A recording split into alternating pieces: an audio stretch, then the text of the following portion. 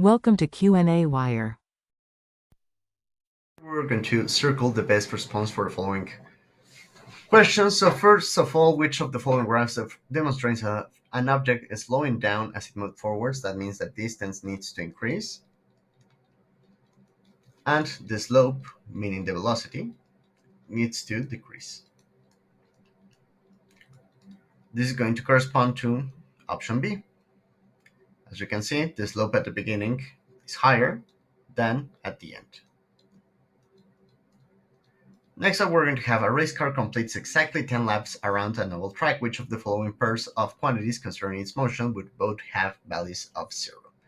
So in this case, what we're going to have is going to be the displacement and the average velocity. This is going to be because both of them are going to be vector quantities. And since we're going to start and finish at the same point, then the total displacement is going to be equal to 0. And the vector of velocity would be equal to 0 since the total displacement is going to be equal to 0.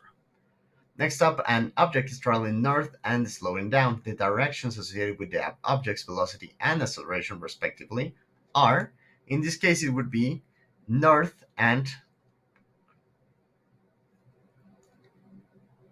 south. If we consider this motion, what is going to happen is that the velocity vector is going to be looking north and the acceleration vector is going to be looking down over here.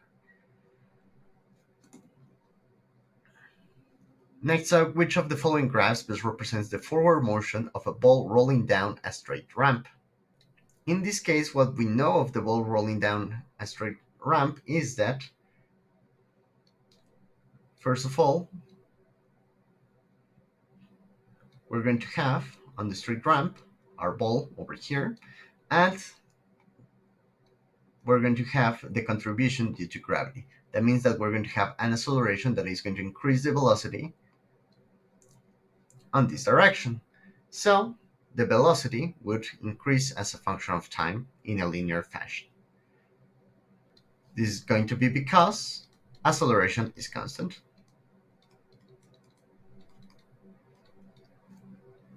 And finally, which of the following is represented by the area under an acceleration versus time graph? So, in this case, we can think about it directly as acceleration being as meter per second squared, the time is being in seconds. So if we want to find the area of a certain rectangle over here, the units are going to be meter per second squared times second, which is going to be seconds. Sorry, meters per second.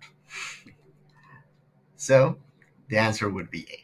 Remember that in the integral form, what we know is that the velocity is going to be equal to the integration of acceleration dt.